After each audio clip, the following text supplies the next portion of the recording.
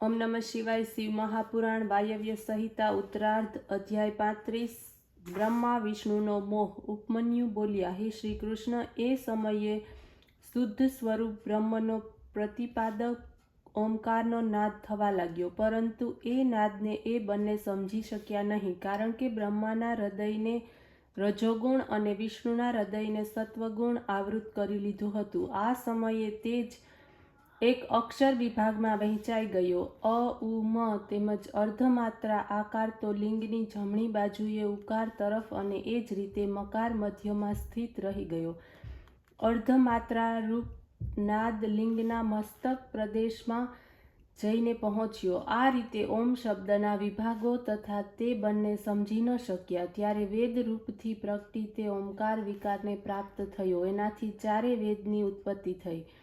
આકારથી ઋગ્વેદ, ઉકારથી યજુર્વેદ, મકારથી સામવેદ તેમજ નાદથી અથર્વવેદ ઉત્પન્ન થયા. એ સમયે ઋગ્વેદે પોતાનું સંક્ષિપ્ત સ્વરૂપ સ્થાપિત કર્યું, જેમાં રજોગુણ સંબંધિત બ્રહ્માની મૂર્તિ હતી. લોકોમાં સૃષ્ટિ તત્વમાં પૃથ્વી, અવ્યય, આત્મા, કાલ, નિવૃત્ત, 64 ગુણ, ઐશ્વર્ય વગેરે જે સર્વ ઋગ્વેદથી પ્રાપ્ત થયા છે. યજુર્વેદ દ્વારા 10 પ્રકારનું તત્વ પ્રાપ્ત થયું.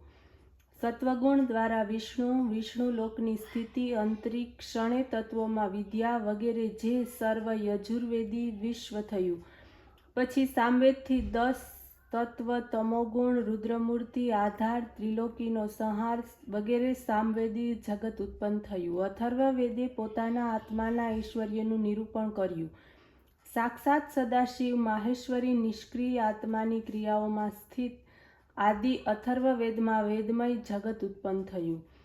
એ સમયે અથર્વ બોલ્યા, આ રીતે મેં તુર્યાતીત અવસ્થાનું નિરૂપણ કર્યું. આ કારણે હું અદ્વાતીત છું. નામ તો મારો આત્મા છે. આ સ્વતંત્ર હોવાને લીધે પ્રધાન પરમેશ્વર ગુણ પ્રધાન યોગથી બિરાજમાન છે.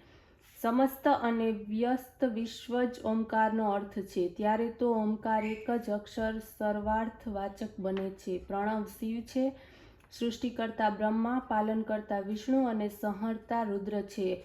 આથી જ રુદ્ર બંનેના નિયામક છે. આ જ કારણે ત્રણેય કારણોનું પરમ કારણ શિવ છે. તમે બંને આ અર્થ જાણતા જ નથી. રજોગુણ દ્વારા પરસ્પર વેરી બની રહ્યા છો. ત્યારે તો તમને બંનેને જ્ઞાન આપવાને માટે મધ્યમાં શિવલિંગ જ પ્રગટ થયું છે. હે શ્રી કૃષ્ણ, જ્યારે વિષ્ણુ તથા બ્રહ્માને આ જ્ઞાન થયું ત્યારે એ બંને ભયભીત બની ગયા. હાથ જોડીને શિવની સ્તુતિ કરવા લાગ્યા. હે દેવાધિદેવ, અમે મૂર્ખ કે વિદ્વાન આપના જ બનાવેલા છીએ. અભિમાનમાં આવીને અમે અહમના બ્રહ્મને પ્રાપ્ય છીએ. એ ખબર નથી કે એમાં કોનો અપરાધ છે. હવે આપ અમારી નજીક છો ત્યારે નિર્ણય બીજું કોણ કરી શકે? અમારા વિવાદનું સારું પરિણામ એ આવ્યું કે આપના દર્શન તો પ્રાપ્ત થયા. આ પ્રકારની એમની સ્તુતિ સાંભળીને મહાદેવજી પ્રસન્ન થયા અને બોલ્યા, હે બ્રહ્મા તથા વિષ્ણુ, તમે મારી માયા દ્વારા મોહિત થયેલા છો. ત્યારે તો તમે પોતાની જાતને ઈશ્વર માનો છો. આ અજ્ઞાનને કારણે જ તમારી સૃષ્ટિ નાશ પામી છે. હું લિંગ રૂપે તમારા અભિમાનને દૂર કરવાને માટે પ્રગટ થયો છું. આ મારી લીલા છે. હવે પરસ્પરમાં વિવાદ તેમજ લજ્જાનો ત્યાગ કરો અને પોતપોતાના કાર્યમાં લાગી જાઓ. આ સાંભળીને બંનેએ પ્રણામ કર્યા. ભય નિવૃત્ત થઈ ગયો. તત્કાળ મહેશ્વરનું લિંગ અંતર્ધ્યાન થઈ ગયું. ઓમ નમઃ શિવાય.